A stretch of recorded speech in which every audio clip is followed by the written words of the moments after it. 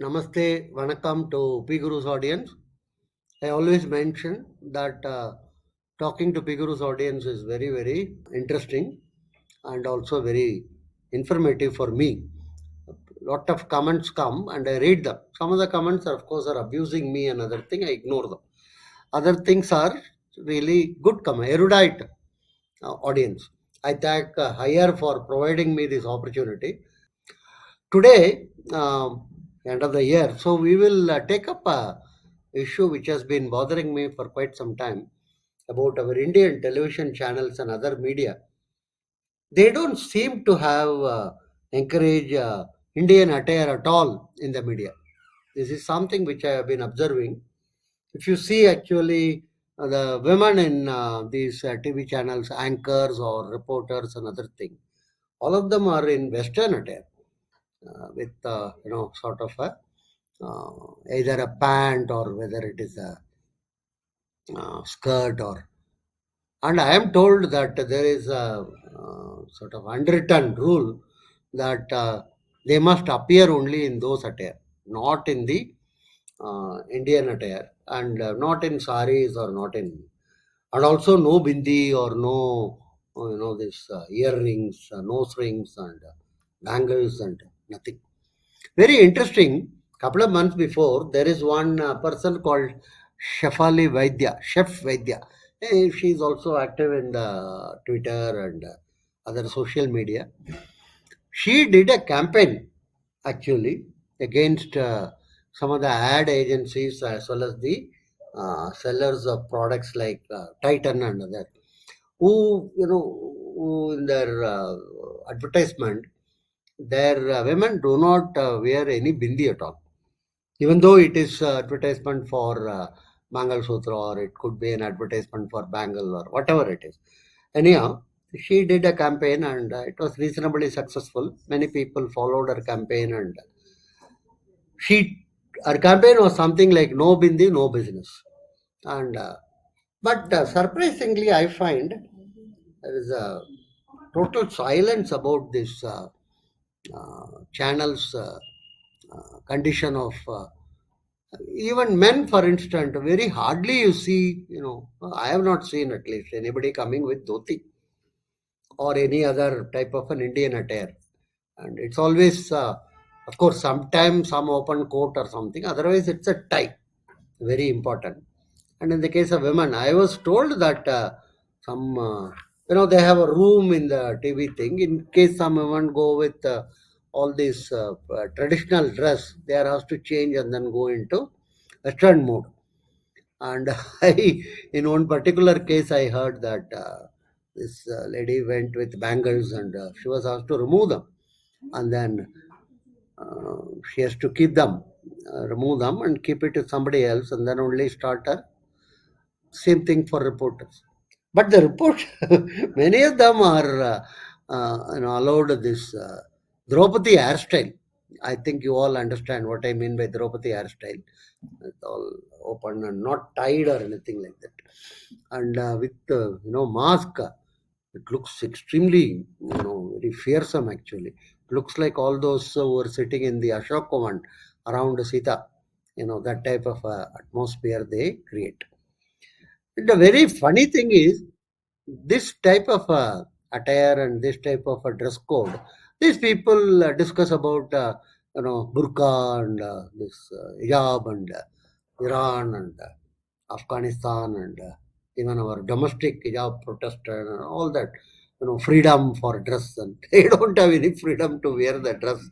And Indian dress is not bad. Let me tell it very bluntly, whether it is proper type of a sherwani, pajama, kurta, or other type of a palusa or kurti, or and plus sari, and it's not something very. And actually, Indian media should, to domestic audience as well as to the global audience. For instance, Beyond is one of the channels which is expected or which is broadcasting for the global audience. It should actually project the Indian culture, Indian dress, and Indian attire is not something to be ashamed of. In all these channels, there are production manager, there are this, there are that agents, and they are the ones who decide. I am very confident. They have their own notion of what should be done and what should not be done, and other thing, which is very absurd actually, because all these media talk so much about Indianness, Indian culture, Indian, and there is some what is sometimes called Godi media by that fellow Ravish Kumar. I think he coined the word. And the other side, it is called Tukade media. Whatever media, right or left or whatever it is, all of them have that unwritten thing about dress code. Now, there are dress codes obviously to the occasion and to the location. For instance, nobody goes in a bikini to a marriage function or something like that. I remember when I was in the 80s, most of my girl students used to come in, salwar kameez, or what is in those days, there used to be one type of a dress that is pavada, and over that it's called half sari, it was called. Or, very, no, hardly one girl or somebody will come in a this jeans. Today, I had a class of some 30 girls, of a class of 80 to 100, and none of them come in this Indian dress. All are jeans only. All are, and also those jeans which are torn in the ankle or torn in the or various places. I call them as six rat jeans. That is, you buy a jean, you take a bamboo basket, put it inside, put 5 or 6 rats inside, close it. After 48 hours, you open the bamboo box. Rats will run away. Whatever is left, that jeans you wear. And my student told, no, no, no, it's not like that, sir.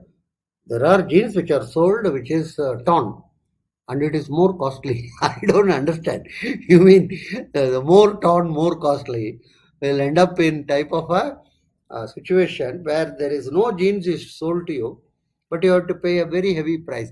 It's something like some of those natural or naturopathy centers where you are given, say, 4 chapatis on the first day, 2 chapatis, and 1 chapati. Your food intake is reduced, but the cost per day goes up. The lesser you are fed, the more you are charged. So finally, I think you will be not given anything at all, but you have to pay a very high. So like that. So this is torn ones are more expensive. How many places they are torn and all. And I did a dipstick survey. I asked my girls, how many of you know how to wear a sari? None out of some 30, 35. And two of them told our moms also don't know how to wear it. I was surprised. I asked how you were, in the marriage you were, they said ready-made ones are available, sir. We have to go inside that and then tie the belt. That's all these days. So nothing more than that is required or anything. So one day they all came in sari. I was puzzled actually. They told it's called ethnic day. In the sense, it's a day in which they want to celebrate. So the Indian culture has become one of the endangered species. You have to have a particular day for that. Like, some girls were telling they don't cook daily. So there is something called cooking day. One day they will try to cook at home and then take a potluck or something. Anyhow, so this is something very interesting. But sometimes self-regulation is there. Obviously, I have seen in US some woman driving 100 miles to reach a temple from home because there it is not very nearby or anything. But after driving so long time from the car, they come down into sorry. Somehow they feel going in jeans into the temple is not a. It's their own. There is no fatwa or there is nobody sitting there and telling or anything. Similarly, if you go to Kerala temple, many places only sari is there. For men, it is dhoti and you put a angavastram or you put a shawl on your. Some people, some men wear there are some shops which rent you a dhoti for the time of entering temple and coming out. So some men borrow the dhoti, put it over and above their pant, and then all very funny. And of course, as usual, there were any women group who felt that sari only is oppressive and we should be allowed to wear this kurta and that type of a dress also. They, usual NGOs and then court, and finally it was told that okay, you can also wear this. But in practice, I am told that not many do that actually. Mostly everybody goes only in saris into the temple. These are what I would rather loosely call self-regulation. But these channels, which are expected to represent the ethos and culture of the country, surprisingly, there was some interview conducted of that Soho head on Wembu. He wears dhoti only always, and he wore dhoti and went. Long time before there was a CII meet, somebody went with a dhoti. He was politely told, "You come back wearing a proper dress." He was told, like there was a controversy in Chennai in a private club. Somebody went with a dhoti. Their dress regulation doesn't allow dhoti. And so he was told, and it became a couple of days letters to editor and shouting and other thing. I remember even Mehbul Hussain, our eccentric or erratic painter, and who later on I think he went to one of those Middle Eastern countries and settled. He used to paint obnoxiously our the women gods and other thing. Anyhow, he was a very well recognized. He himself, I think, went once. With kurta or dhoti or something to a club in Bombay, and it created some amount of. But these are private places. For instance, we also come to know that in many of the Christian schools, they don't encourage the girls to wear bangles or earrings and other thing. Sometimes they are asked to remove it also, and that some. But these are private schools. They may be having that rule, and they might have told the parent that this is the rule under which your child will be admitted into the school. Quite possible. I'm not telling. But this media, why should they have a self-imposed rule like this?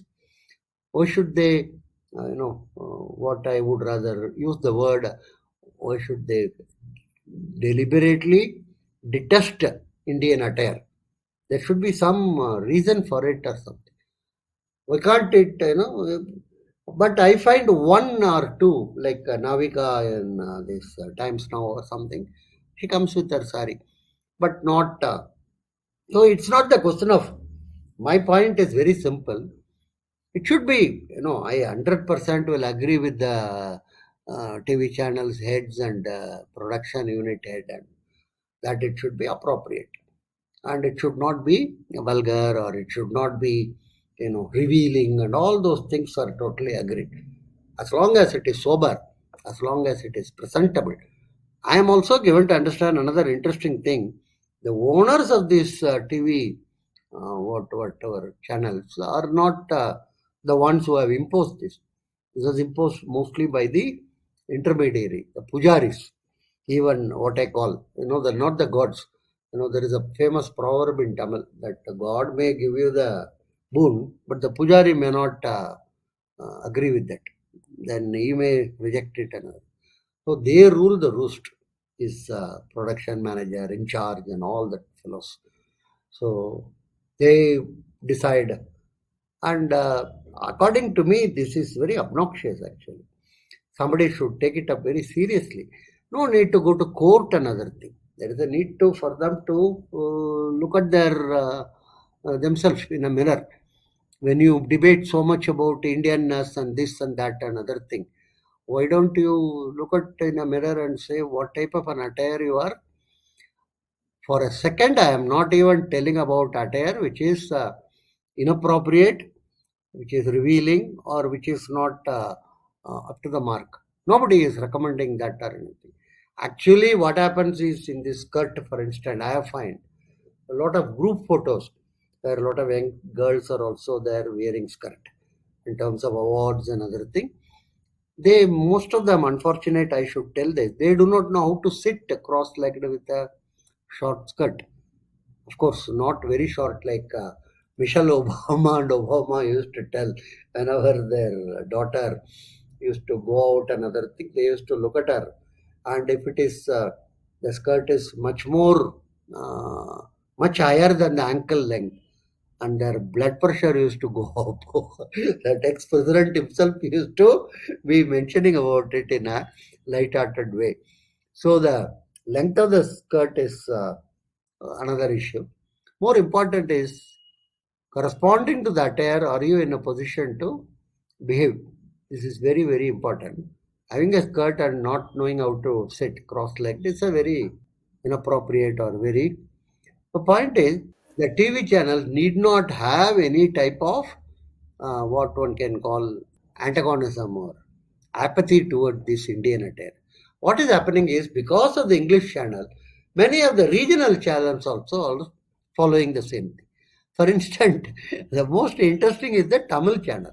They sit there and talk about Tamil culture, Tamil this, Tamil that, and Dravidian culture, Dravidian civilization, and all the things.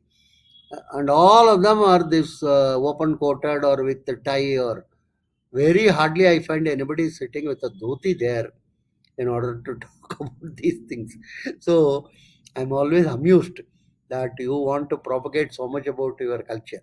And even the lady people, they're mostly are increasingly getting Western attires. They're not wearing saris or they're not wearing any of these. Sari is an extremely elegant type of a dress, according to me. And not only sari, but even this nice kurti and the salwar and kameez and other thing are all very, very elegant dresses. So it's not that they are inappropriate or something. It is required for us to showcase our attire and the variety of it. And in the olden days, it used to be proudly told about the Nehru jackets and Nehru dress and other. So the variety is phenomenal actually. We can showcase this. And why to the domestic audience also you are behaving like this is not clear. I think I would squarely and strongly condemn the media for this attitude, and also expect them in 2023 at least to have more choice, more variety, more color in terms of our dress aspect, not just Western. Anything Western need not necessarily be the only criteria. I would like to stress this point. Thank you very much. Thanks a lot.